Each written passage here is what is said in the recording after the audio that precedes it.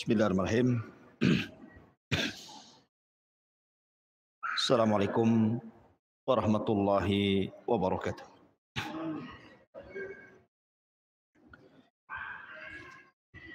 Alhamdulillah wassalatu wassalamu ala Rasulillah wa ala alihi wa sahbihi wa mawalah wa la hawla wa la quwwata illa billahi wa ba'd. Alhamdulillah di malam hari ini kita bisa duduk untuk bertalabul ilmi di Masjid Nidaul Ilmi Tanjung Riau, Sekupang, Kota Batam. Salawat dan salam kita hadiahkan pada Rasul kita Nabi besar Muhammad sallallahu alaihi wa ala alihi wasallam. Kita masih mengisahkan Siratul Mustafa alaihi salatu wassalam, sirah manusia terbaik di alam semesta ini, Nabi kita Nabi besar Muhammad sallallahu alaihi wasallam, dan masih bicara tentang periode kota Madinah. Dan malam ini kita akan mengkisahkan tentang kisah satu ulama Yahudi yang masuk Islam. Siapa dia? Abdullah ibnu Salam radhiyallahu anhu. Nabi sallallahu alaihi wasallam pernah mengatakan, "Lau amana bi ashratun minal yahudi la amana bi al yahud." Kalaulah beriman 10 pimpinan Yahudi kepadaku, niscaya seluruh Yahudi pasti beriman. Dalam riwayat, ini riwayat Bukhari. Dalam riwayat Muslim, "Lau taba'ani ashratun minal yahudi lam yabqa ala dhahriha yahudiyun illa aslam." Kalaulah 10 orang ini dari kalangan Yahudi mengikutiku, maka tidak ada yang tersisa di kota Madinah kecuali pasti semua Yahudi beriman kepadaku ataupun masuk Islam. Kenapa Nabi sallallahu alaihi wasallam mengatakan seperti itu? Dan siapa 10 orang Yahudi ini? Kita tahu bahwa di kota Madinah ini yang dulunya disebut Yathrib, tersebar kabilah-kabilah Yahudi sebanyak 10 kabilah. Dan yang paling besar adalah 3 kabilah yang berada di dalam kota Madinah, yang tergabung dalam piagam Madinah. Di sana ada Bani Qunaiqah yang paling besar, kemudian di bawahnya Bani Quraidah, dan di bawahnya Bani Nadir.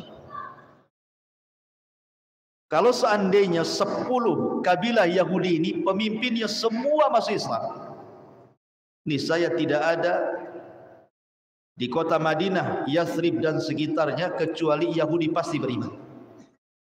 Tapi sayang, rupanya tidak banyak orang Yahudi yang masuk Islam di zaman itu. Padahal secara keimanan, ikhwan, orang Yahudi beriman kepada adanya Nabi atau kedatangan Nabi itu jauh lebih besar dibandingkan orang-orang musyrik yang ada di kota Mekah, atau bahkan dibandingkan keluarga Nabi sendiri. Karena orang-orang musyrik Mekah atau keluarga Nabi yang musyrik, mereka tidak ada maklumat tentang munculnya seorang Nabi.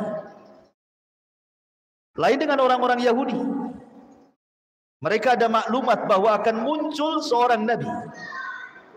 Sampai-sampai Al-Quran membahasakan ya'rifunahu kama ya'rifuna abna'ahu. Mereka orang-orang Yahudi itu mengenal akan kelahiran sosok Nabi di akhir zaman itu, jauh lebih mengenal sifat-sifatnya dibandingkan anak-anak mereka sendiri. Karena setiap hari dibaca dan setiap hari dihafal. Ma'asyiral muslimin yang dimuliakan Allah Subhanahu wa taala. Jadi harusnya sebenarnya bekal keimanan Yahudi tentang akan munculnya Nabi akhiruz zaman dengan sifat-sifat yang jelas ada dalam kitab mereka, harusnya mereka orang yang pertama beriman kepada Rasul dibandingkan orang-orang Khazraj dan Aus yang notabene orang musyrik, tidak punya maklumat soal kenabian.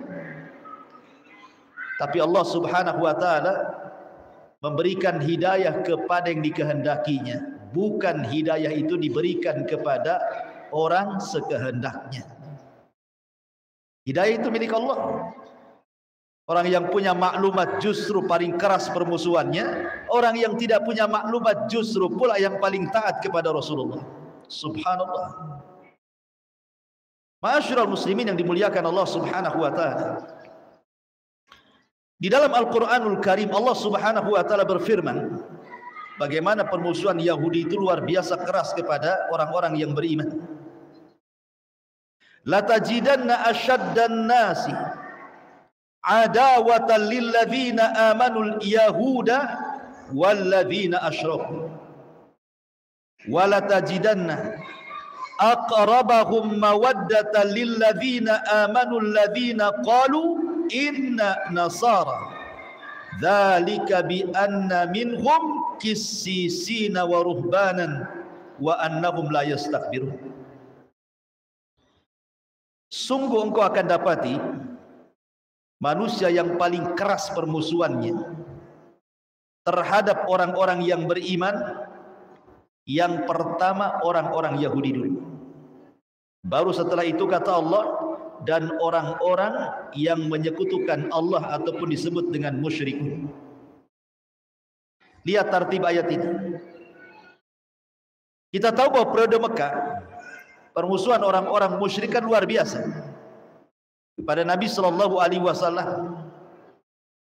Tetapi setelah Nabi sallallahu alaihi wasallam hijrah dari Mekah ke Madinah, dihadapkan dengan musuh barunya orang-orang Yahudi, rupanya orang Yahudi jauh lebih keras permusuhannya dibandingkan orang-orang musyrik. Karena Allah mengatakan sungguh engkau akan dapati manusia yang paling keras permusuhannya terhadap orang-orang yang beriman, pertama Yahudi, baru orang-orang musyrik. Tetapi lihat kata Allah, dan engkau akan dapati aqrabahum, orang yang paling dekat dengan orang-orang yang beriman, kecintaan mereka siapa? Orang-orang yang mengatakan kami adalah Nasrani. Karena di antara mereka adalah kissisin, banyak para rahib-rahib yang punya pengetahuan tentang kemunculan Nabi dan mereka tidak sombong. Jadi yang menghalangi hidayahnya orang Yahudi itu sombong. Lain dengan orang-orang Nasrani. Makanya di zaman Rasul orang Nasrani banyak berbondong-bondong masuk Islam. Ma'ruf kisah tentang Nasrani Najran. Satu Nasrani Najran Yaman semua beriman, ribuan. Tapi orang Yahudi bisa dihitung dengan jari orang-orang yang masuk Islam sampai wafatnya Nabi. Tentu banyak faktornya, dan kita tidak hendak menjelaskan tentang faktor-faktornya karena kita akan fokus kepada kisah Abdullah ibnu Salam ibnul Harith. Nama di zaman jahiliyah beliau adalah Husain. Tapi setelah beliau masuk Islam, maka Nabi SAW mengganti namanya dari Husain menjadi Abdullah. Dan begitulah ikhwan, kalau orang sudah tahu, sudah hijrah gitu ya, nama kita ini kurang bagus, tidak ada artinya. Apalagi namanya nama-nama yang mengerikan. Siapa namanya? Hamiyah, api yang menyala. Siapa namanya? Jahannam. Umpamanya kan ada nama-nama yang mengerikan. Sebaiknya diganti atau dikunyah. Abu Abdullah, Abu Muhammad, ya. Dan begitu seterusnya, Abu Humairah. Dan artinya bahwa diganti. Makanya Nabi SAW itu banyak mengganti nama-nama para sahabat. Apalagi nama-nama itu terkandung kesyirikan, seperti Abu Hurairah. Nama di zaman jahiliyah siapa? Abdus Syamsi, hamba matahari. Oleh Nabi SAW diganti, janganlah Abdus Syamsi, engkau adalah Abdurrahman, engkau adalah hamba Ar-Rahman. Lalu kenapa tidak dikenal nama Abdurrahman, malah yang dikenal Abu Hurairah? Karena dia suka kucing kecil. Hurairatun, itu ikut wazan fu'ailun. Itu namanya dalam bahasa Arab disebut ismut tasghir, isim yang mengecilkan. Berarti Hurairah itu anak kucing. Kalau kucing garong itu hirratun namanya. Kalau anak kucing namanya Hurairatun. Ma'asyiral muslimin yang dimuliakan Allah Subhanahu wa taala. Adapun kunyah beliau adalah Abu Yusuf. Kenapa? Dari dzurriyyah Nabi Yusuf alaihi salatu wassalam, dari Bani Israil. Imam Zahabi rahimahullahu taala ketika menyebutkan biografi beliau dalam kitabnya Syiar A'lamin Nubala, beliau mengatakan ketika menjelaskan siapa Abdullah ibn Salam itu, al-imamu al-habru al-mashhudu lahu bil jannati haliful ansar min khawasi ashabin nabi sallallahu alaihi wasallam. Dia adalah seorang imam, dia adalah seorang ulama Yahudi, dan dia disaksikan dengan surga, dan dia adalah pembesarnya Ansar dan termasuk orang dekatnya Nabi sallallahu alaihi wasallam. Ketika Nabi sallallahu alaihi wasallam hijrah dari Mekah ke Madinah, baru saja sampai di kota Madinah, orang-orang Khazraj dan Aus itu kan sudah banyak bercerita akan kedatangan Nabi, dan itu sampai di telinga orang-orang Yahudi. Banyak penasaran orang Yahudi itu, apakah betul dia Nabi ataukah bukan? Apa hanya ngaku-ngaku Nabi padahal bukan?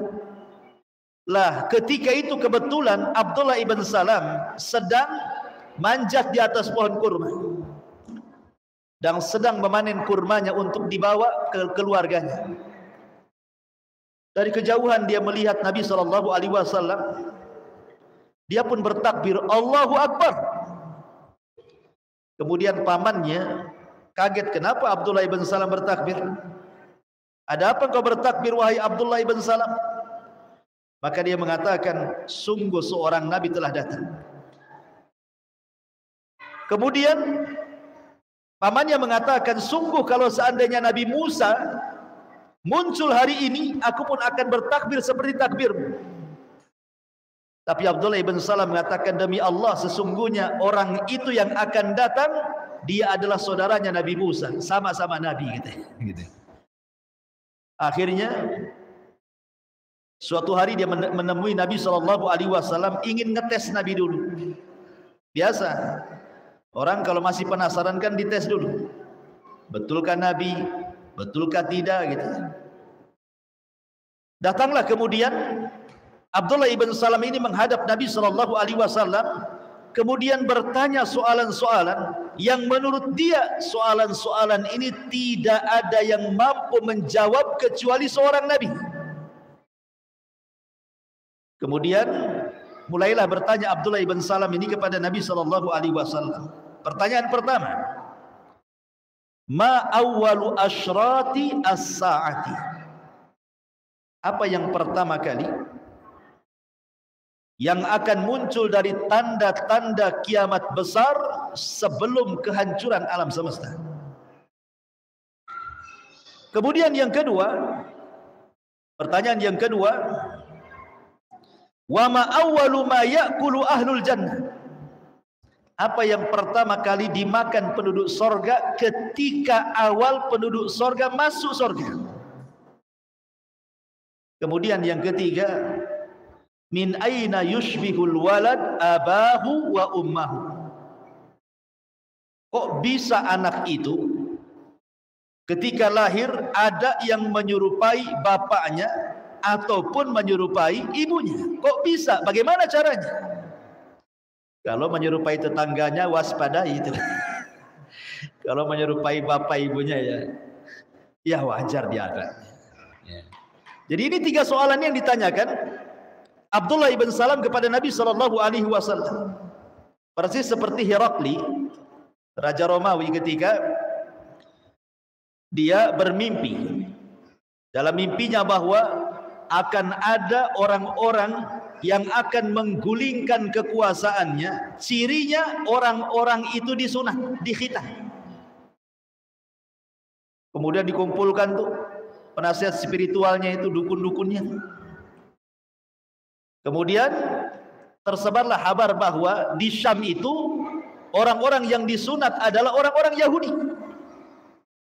Kan Herakli kan Nasrani, kerajaan Syam. Kemudian para pembesarnya mengatakan, kalau engkau mau wahai Herakli, wahai rajaku, kita bantai saja orang-orang Yahudi. Kalau engkau takut mereka akan menggulingkan kekuasaanmu karena mimpi. Rupanya setelah itu Abi Sufyan dari Mekah kan dengan rombongannya sedang berniaga di Syam. Ketahuan bahwa orang-orang ini pun disunat. Gitu. Akhirnya kemudian ditangkap, dihadapkan kepada Herakli. Kemudian ditanya soal sifat-sifat Nabi yang muncul di Mekah itu. Rupanya persis seperti yang yang dia baca. Kan Herakli punya pengetahuan. Sehingga ketika datang surat kepada Herakli, Herakli ngetes dulu dengan 10 soalan. Rupanya setelah 10 soalan itu mencocoki bahwa dia seorang nabi kepada Abi Sufyan ini. Sebenarnya Herakli itu ingin masuk Islam. Sampai dia mengatakan, kalau aku bukan raja, aku akan mendatangi dia, aku akan cucikan sandalnya gitu. Kucium tuh kakinya. Setelah kemudian dia ngomong dengan para pembesarnya, pembesarnya marah. Karena dia takut kursinya hilang, tak jadi, tidak, aku bergurau saja katanya. Herakli akhirnya nggak masuk Islam. Ya. Lah apapun yang terjadi, orang-orang ini mengetes dulu. Seperti di sini Abdullah ibn Salam mengetes dulu kan. Sebelum masuk Islam dites dulu. Maka Nabi SAW mulai menjawab satu persatu. Adapun yang pertama kali dari tanda-tanda kiamat besar sebelum kehancuran alam semesta, kata Nabi SAW, adalah nar, api yang akan menggiring manusia ke padang mahsyar, maksudnya Syam. Dalam riwayat, api yang keluar dari perut Aden Yaman sana, kemudian bergabung dengan api Hijaz, menggiring manusia sampai ke Syam. Disitulah kemudian dikiamatkan. Kemudian yang kedua, adapun makanan yang pertama kali dimakan penduduk surga, kata Nabi SAW, kabidil hut, kit'atu kabidil hut, hatinya ikan paus. Ya tentu paus surga beda dengan paus dunia. Kemiripan surga dengan dunia itu hanya di nama saja, kata Abdullah bin Abbas. Hakikatnya berbeda. Di surga ada paus, di dunia ada paus. Pausnya surga beda. Di dunia ada pisang, di surga ada pisang. Pisangnya pun beda. Nama aja yang sama. Adapun kenapa kemudian min aina yushbihul walad abahu wa ummah? Bagaimana bisa anak itu serupa dengan bapak atau ibunya? Maka kemudian kata Rasulullah, fa idza sabaqa ma'ur rajuli naza ilaihi alwalad wa idza sabaqa ma'ul mar'ati naza ilaiha alwalad. Kalau air sperma laki-laki mendominasi dibandingkan sperma istrinya, maka dia serupa dengan ayahnya. Tapi kalau yang mendominasi sperma ibunya dibandingkan suaminya, maka akan mirip ibunya. Kemudian kata Abdullah ibn Salam, sadaqta, oh benar. Siapa yang menghabarimu tentang jawaban-jawaban ini? Maka Nabi SAW mengatakan Jibril. Ketika Nabi SAW mengatakan Jibril, maka Abdullah ibn Salam mengatakan, dzaka aduwul yahudi minal malaika. Itulah malaikat yang paling dimusuhi Yahudi katanya. Itulah malaikat yang paling dimusuhi orang Yahudi katanya. Ya, Yahudi musuhnya malaikat. Jibril lagi pimpinannya malaikat dimusuhi coba. Ma'asyiral muslimin yang dimuliakan Allah Azza wa Jalla, lah sejak itulah kemudian Abdullah ibn Salam mengatakan, asyhadu annaka Rasulullah. Kalau begitu saya bersaksi engkau adalah utusan Allah. Asyhadu an la ilaha illallah wa asyhadu annaka Rasulullah. Masuk Islam dia. Kemudian dia mengatakan, ya Rasulullah, innal yahud qaumun buhd. Orang Yahudi itu kaum yang sangat licik, kaum yang sangat pendengki. Wa innahum iya'lamu bi islami bahatuni. Kalau orang-orang Yahudi itu tahu tentang keislamanku, pasti mereka akan membenci diriku. Kemudian fa'arsil ilaihim fasalhum anni. Tapi kalau engkau ingin mencobanya, enggak apa-apa. Tapi sebelum itu kau tanya dulu kedudukanku di hadapan mereka. Akhirnya kemudian Nabi SAW mendatangi orang-orang Yahudi dan bertanya kepada mereka, ayyu rajulin ibnu salamu fikum? Bagaimana pendapat kalian tentang ibnu Salam, Abdullah ibn Salam itu? Apa kata orang-orang Yahudi? Habruna wabnu habrina wa alimuna wabnu alimina wa khairuna wabnu khairina. Dia adalah ulama kami, anak dari ulama kami. Dia orang yang paling cerdas di antara kami, anak orang yang paling cerdas di antara kami. Dia orang yang baik di antara kami, anak orang terbaik di antara kami. Wah, dipuji habis. Ya, karena Abdullah ibn Salam itu ulamanya mereka. Kalau ada apa-apa mereka datang kepada Abdullah ibn Salam bertanya. Jadi dipuji habis. Kata Nabi SAW mengatakan, ara'aitum in aslam. Bagaimana kalau seandainya dia masuk Islam? Maka orang-orang Yahudi mengatakan, a'adzahullahu min dzalik. Mustahil. Kami berlindung kepada Allah kalau dia masuk Islam. 3 kali Rasul mengatakan, ara'aitum in aslam. Bagaimana kalau dia masuk Islam? Mustahil. Kami berlindung kepada Allah kalau dia masuk Islam. Fa kharaja Abdullah ibn Salam. Tiba-tiba Abdullah ibn Salam keluar dari persembunyiannya. Kemudian mengatakan, asyhadu an la ilaha illallah wa asyhadu anna Muhammadar Rasulullah. Tiba-tiba mereka berteriak, syarruna wa ibnu syarrina wa jahiluna wa ibnu jahilina. Abdullah ibn Salam orang yang paling buruk di antara kami, anak orang yang paling buruk di antara kami, orang yang paling jahil di antara kami, anak orang yang paling jahil di antara kami. Subhanallah, Yahudi teman. Awalnya muji baik-baik kan itu. Udah masuk Islam, diangkat tinggi-tinggi, habis itu dijatuhkan serendah-rendahnya. Ma'asyiral muslimin yang dimuliakan Allah Azza wa Jalla. Dari keislaman Abdullah ibn Salam ini turun surah Al-Ahqaf ayat 10. Qul ara'aitum in kana min indillah wa kafartum bihi wa syahida syahidun min bani Israila ala mislihi fa amana wastakbartum innallaha la yahdil qaumaz zalimin.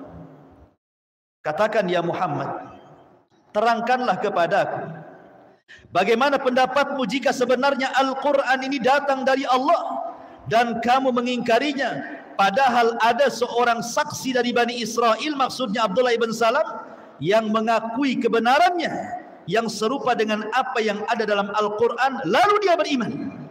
Turun ayat ini kepada Abdullah bin Salam. Tapi kalian justru menyombongkan diri. Sungguh Allah tidak memberi petunjuk kepada orang-orang zalim. Keislamannya turun surah Al-Ahqaf ayat 10. Ma'asyiral muslimin yang dimuliakan Allah Subhanahu wa taala. Abdullah ibn Salam setelah dia masuk Islam, betul-betul dia mempelajari Islam dengan baik. Banyak bertanya kepada Nabi SAW soal Islam sehingga menjadi ulamanya para sahabat. Subhanallah. Ikhwan, ini ada faedah bagus sekali. Di mana Abdullah ibn Salam itu mengajarkan keberanian yang jauh lebih berani dibandingkan orang-orang yang bertempur di medan perang walaupun meregang nyawa. Keberanian Abdullah ibn Salam ini jauh lebih hebat dibandingkan orang yang berperang. Kenapa? Dia seorang ulama Yahudi, dihormati orang-orang Yahudi, pengikutnya banyak dari kalangan Yahudi. Dia pun dimuliakan oleh orang-orang Yahudi secara material, secara dunia. Tiba-tiba kemudian dia mengakui kesalahannya, kemudian meninggalkan kebatilannya, mengambil yang hak. Konsekuensi dia masuk Islam, dia tidak dijadikan ulama lagi di tengah Yahudinya. Pengikutnya akan membencinya. Sudah tidak ada lagi sumbangan yang datang kepadanya. Dia akan hidup bersama layaknya orang-orang muslim yang fakir. Keberanian macam mana coba yang menentukan sikap berpindah dari yang batil kepada yang hak kan? Tidak semua orang bisa, ikhwan. Apalagi tokoh-tokoh gitu ya. Tokoh-tokoh besar kalau umpamanya dia yang tahu salah, ngaku salah, itu berat mereka. Jangan salah. Makanya kita lihat Imam Syafi'i rahimahullahu taala, Muhammad ibn Idris Asy-Syafi'i rahimahullahu taala, ma'ruf Imam Syafi'i. Dia memiliki dua pendapat. Pendapat yang pertama disebut Qaulul Qadim. Pendapat yang kedua disebut Qaulul Jadid namanya. Qaulul Qadim ketika dia berada di Baghdad sana. Qaulul Jadid ketika berada di Mesir. Imam Syafi'i rahimahullahu taala itu bukan ulama kaleng-kaleng, ulama besar, pengikutnya banyak di dunia saat itu. Diulamakan, dijadikan rujukan. Tapi demi kebenaran, seluruh fatwanya bukan satu dua fatwa. Bukan masalah solat saja, masalah talak saja, enggak. Semua bab agama dirobahnya dari pendapat A menjadi pendapat B. Yang tersisa hanya 14 masalah saja yang dia tidak rujuk. Coba yang berapa ribu permasalahan fikih itu, dari bab toharo sampai bab muamalah itu, semua diganti pendapatnya.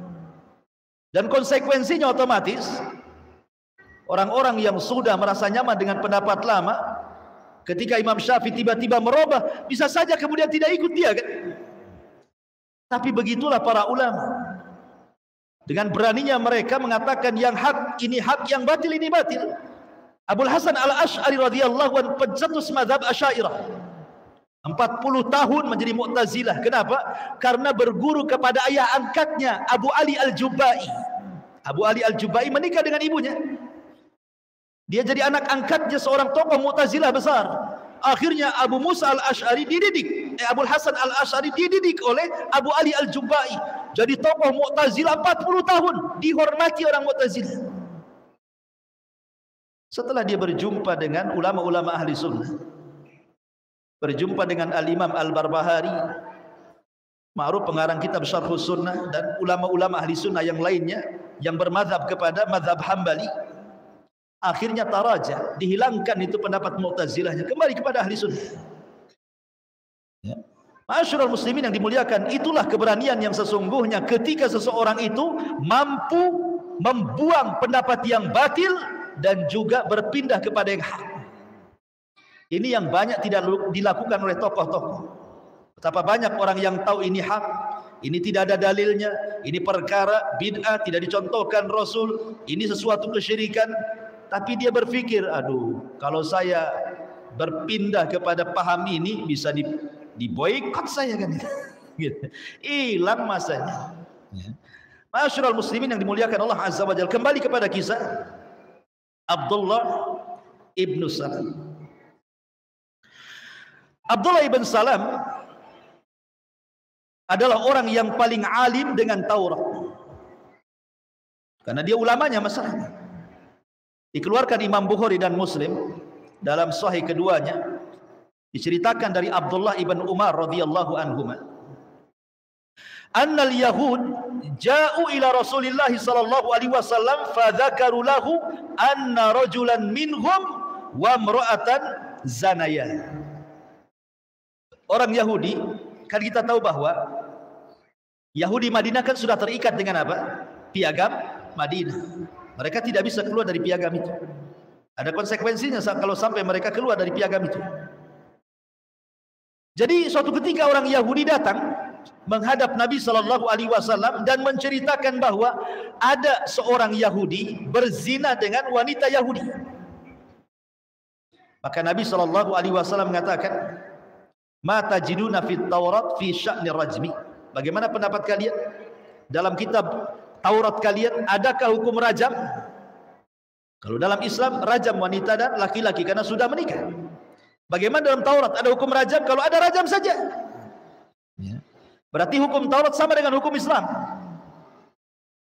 Wa qalu, dia mengatakan, kalau dalam Taurat kami nufadzihuhum wa yujladun, tidak ada ayat rajam dalam Taurat kami. Yang ada kami permalukan dia, habis itu kami cambuk dia.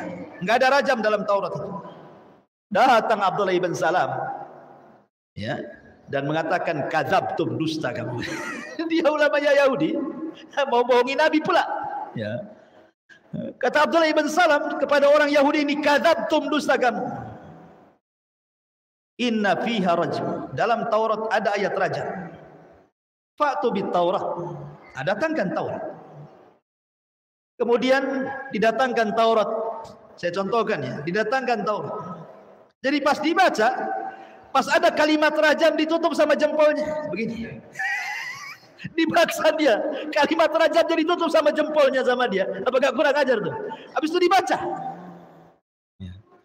Abdullah ibn Salam orang alim, tahu dengan Taurat. Apa kata Abdullah ibn Salam? Irfa yadak, angkat tanganmu, angkat. Jangan kau tutupi, angkat jempolmu tuh kali. Subhanallah, bayangkan. Angkat jempolmu, angkat tangan. Farafa ayadahu fa idza fiha ayatul rajm. Ketika dia mengangkat tangannya, rupanya ada ayat tentang rajam di situ. Kurang ajar kata Yahudi itu. Ya. Ma'asyiral muslimin yang dimuliakan Allah Azza wa Jalla, faqalu, maka mereka pun mengakui Nabi, sadaqa ya Muhammad, engkau benar wahai Muhammad, fiha ayatul rajm. Ya, ada ayat rajam kata. Maka Nabi SAW perintahkan untuk dirajam wanita itu. Ya. Ma'asyiral muslimin yang dimuliakan Allah Subhanahu wa taala, begitulah orang Yahudi menyembunyikan ilmu. Itulah orang Yahudi suka menyembunyikan ilmu. Mereka tahu kebenaran tapi berusaha menutupinya. Ma'asyiral muslimin yang dimuliakan, adapun wara' dan zuhudnya serta karam dan tawadhu'nya juga luar biasa. Dikisahkan oleh oleh Muhammad ibn Al-Qasim rahimahullahu taala. Jadi suatu ketika Abdullah ibn Handalah, anak daripada Handalah ghasilul malaika, anna Abdullah ibn Salam marra fi suq alaihi huzmatun min hatabin. Jadi suatu ketika dia melihat ada Abdullah ibn Salam di pasar sedang menggotong di pundaknya kayu bakar. Dia nyari kayu bakar, digotong, kemudian dijual. Abdullah ibn Handalah kemudian mengatakan kepada Abdullah ibn Salam, alaysa agnakallah, bukankah Allah sudah memberikan kekayaan kepadamu? Kenapa kau mesti harus cari-cari kayu bakar dari hutan, kau jual pula di sawah kayak orang miskin saja katanya. Kayak orang miskin saja. Apa kata Abdullah ibn Salam? Bala, iya betul. Walakin akan tetapi aradtu an aqma al-kibra. Aku lakukan seperti ini, aku hanya ingin menghilangkan perasaan kibar, perasaan sombong. Biar aku enggak sombong. Aku ingin meniru orang-orang fakir, biar aku tidak sombong. Makanya ketika kemarin kita cerita Ashabus Sufa. Ashabus Sufa kan umumnya fuqara wal masakin. Tapi ada orang-orang kaya ikut tidur di situ.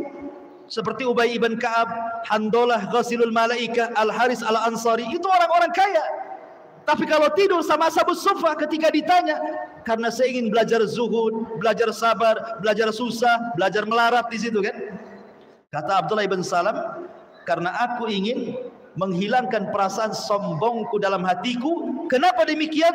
Sami'tun Nabiyya sallallahu alaihi wasallam yaqul, kata Abdullah ibn Salam, karena aku mendengar Rasul bersabda, la yadkhulu al-jannata man kana fi qalbihi mithqalu habbati min khardali min kibrin. Tidak akan masuk surga orang yang dalam hatinya ada sebiji dzarah dari kesombongan. Ya. Bagaimana tawadhu'nya Abdullah ibn Salam radhiyallahu anhu. Bahkan dikisahkan oleh Sa'id ibn Abi Burdah dari bapaknya. Kata Sa'id ibn Abi Burdah dari bapaknya bercerita, aku datang ke kota Madinah dan aku berjumpa dengan Abdullah ibn Salam. Ataitul Madinah falakitu Abdullah ibn Salam. Aku datang ke kota Madinah dan berjumpa dengan Abdullah ibn Salam.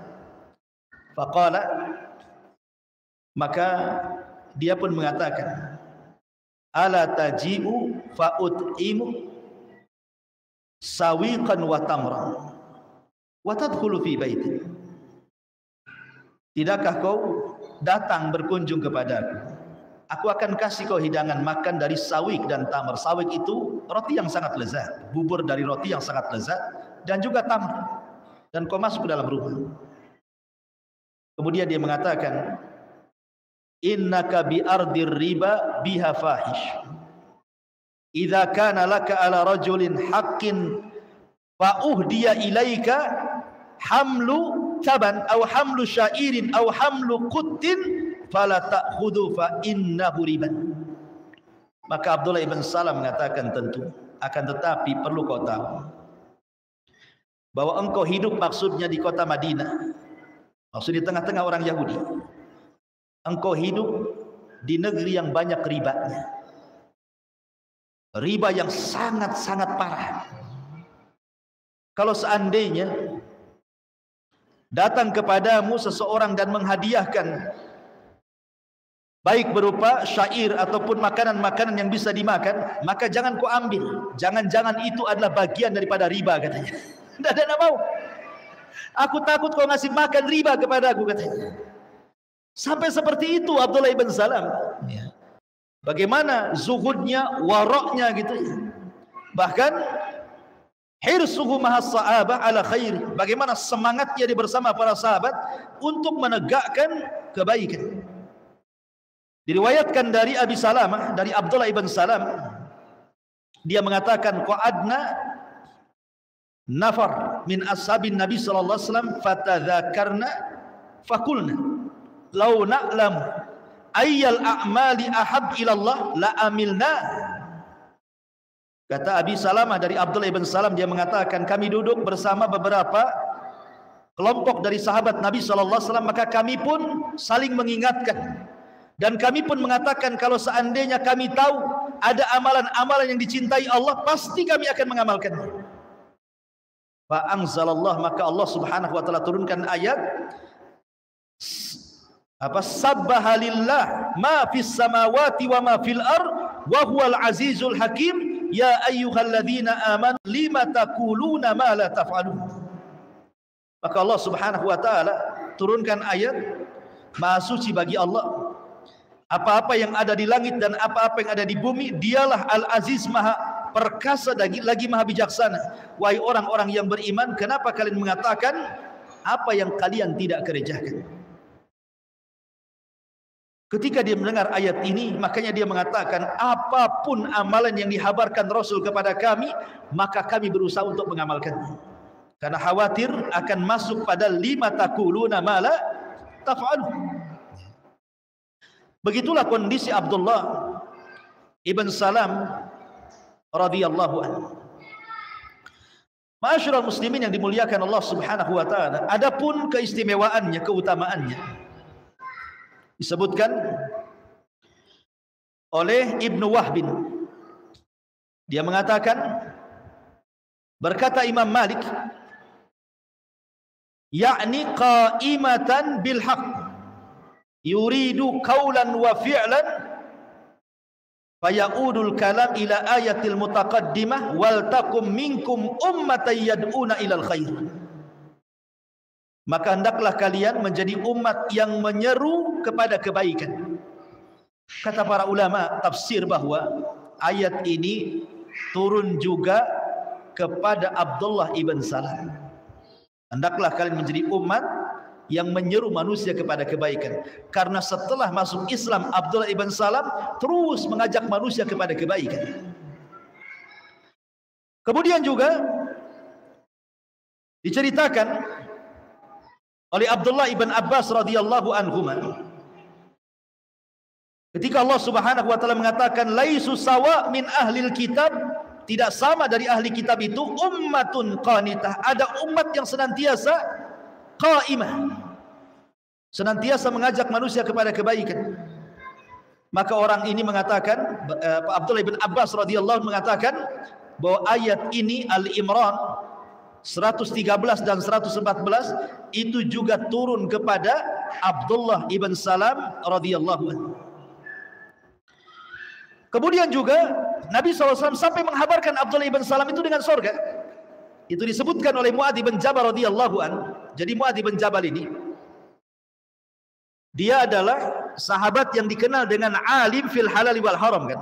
Orang yang paling pakar dengan halal dan haram itu Mu'adz bin Jabal, ulamanya para sahabat. Sayang, Mu'adz bin Jabal meninggal karena terkena penyakit taun amwas namanya.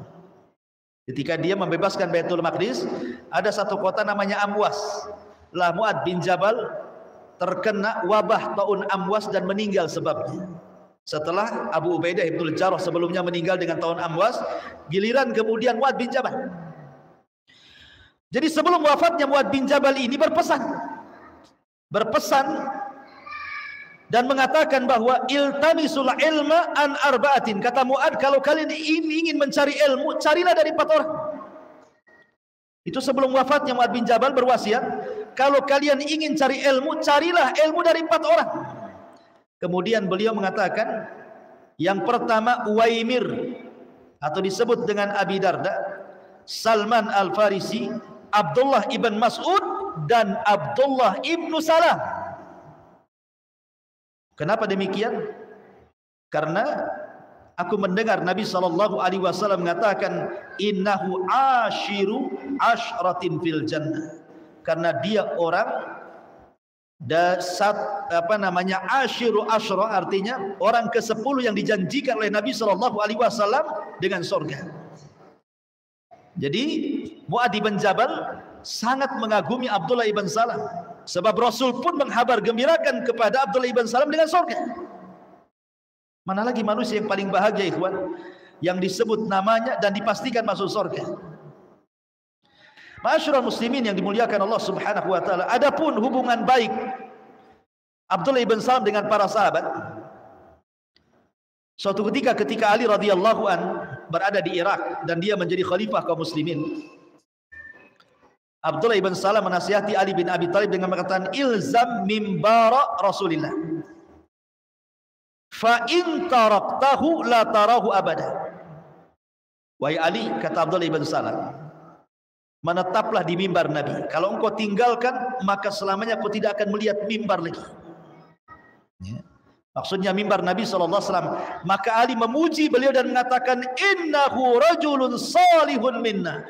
Abdullah ibn Salam adalah orang saleh yang ada hidup di sekitar kami, gitu. Dipuji oleh Ali radhiyallahu anhu. Kemudian juga dikatakan oleh Mughirah ibn Abdurrahman, laqiya Salman Al-Farisi Abdullah ibn Salam. Suatu ketika Salman Al-Farisi berjumpa dengan Abdullah ibn Salam dan dia mengatakan,